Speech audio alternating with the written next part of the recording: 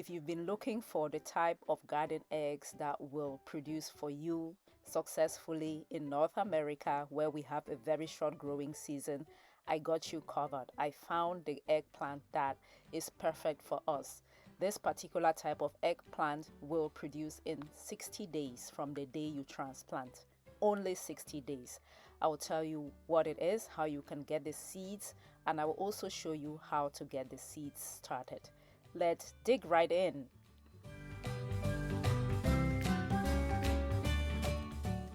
Hello my people. Hello tribe. Welcome back. I'm excited for today's video because I will be responding to a question from one of you all. You wanted to know what type of garden eggs, what particular species I will be growing in my garden this year. So as you know, guys, I always grow different types of garden eggs.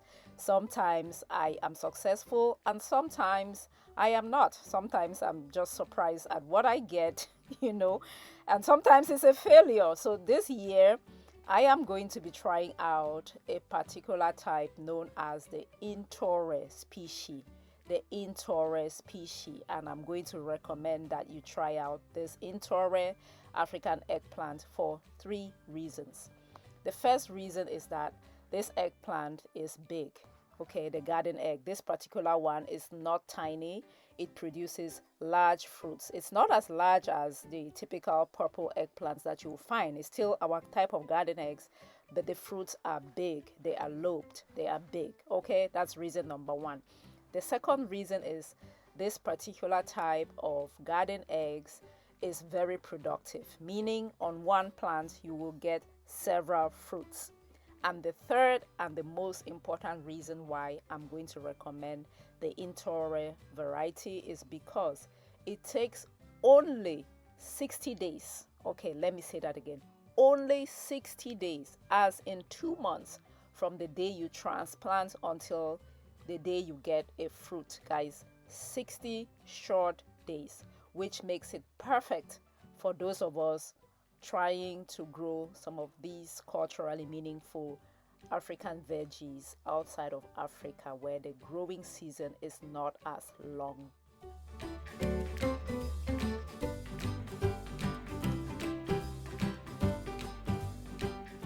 Okay, tribe, now that I have convinced you on why you need to try the Inor garden eggs, I know you're wondering how to get the seeds. Well, check the description box. I have provided a link. Click on that link and go get you some seeds from the folks at trueloveseeds.com.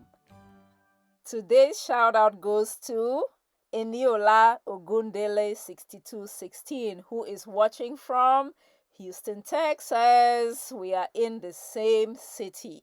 Thank you so much for watching. Please let me know where you are watching from and what you are up to, and I will give you a shout out in the next video. I just love connecting with you all. I appreciate your love. I appreciate your support.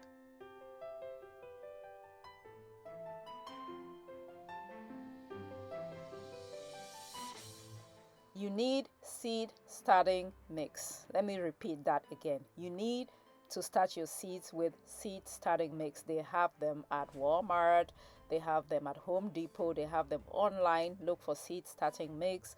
Don't go and dig up soil from your garden to start your seeds indoors. Why?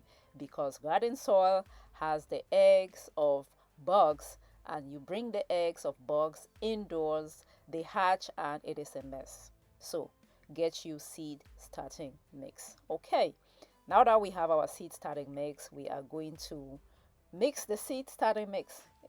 Is all right? No, we are going to hydrate our seed starting mix with water. So get a big container, add some water, and then mix it. If you want, wear a pair of gloves like I am doing. You don't want to put too much water, so start small and then you keep adding as need be. We want it wet enough, but you don't want it to be dripping, something like that. So that is just right. After we've had our seed starting mix prepared, the next thing will be to fill up our containers with that mix. Now, you can use any type of container to start your seeds. The thing that you have to ensure here is that the container has holes at the bottom.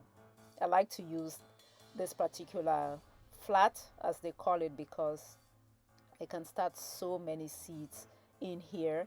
And because I will be using a heat mat, having the ability to start so many seeds means that I am saving space, if you know what I'm talking about. If I had larger containers, I can only put so many on one heat mat. Okay, I know at some point I would need to repot, but for now this works. Because this thing has holes at the bottom, I need to put it in another tray that does not have holes. That way when I water it, the other container can catch the water. Okay, so next we are going to put some holes in the little squares there. I use my pencil, I use the bottom of my number 2 pencil to put the holes, and now I'm just putting the seeds in the holes. And yes, I'm putting more than one seed in there because we don't always get 100% germination.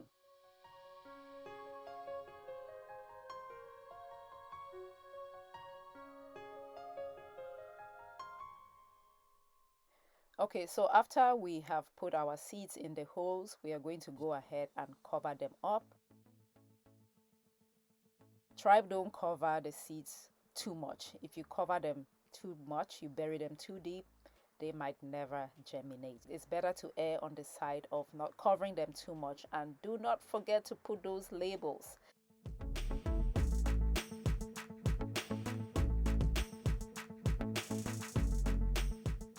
Look, we have a germination already in only 4 days, and this is why I put my whole setup on a heat mat. Garden eggs, tomatoes, peppers, they require some level of heat for germination or for fast germination. I'm going to put a link in the description box where I got this whole seed sprouting setup from Amazon. It is beautiful because it comes with this light, it comes with the humidity dome, it comes with a heat mat. It just makes seed starting so easy. So I hope you enjoyed this video. I hope it was helpful. Don't forget to give it a like. Please, please, please interact with the video. And don't forget to always grow a garden, because when you grow a garden, you grow health. Bye.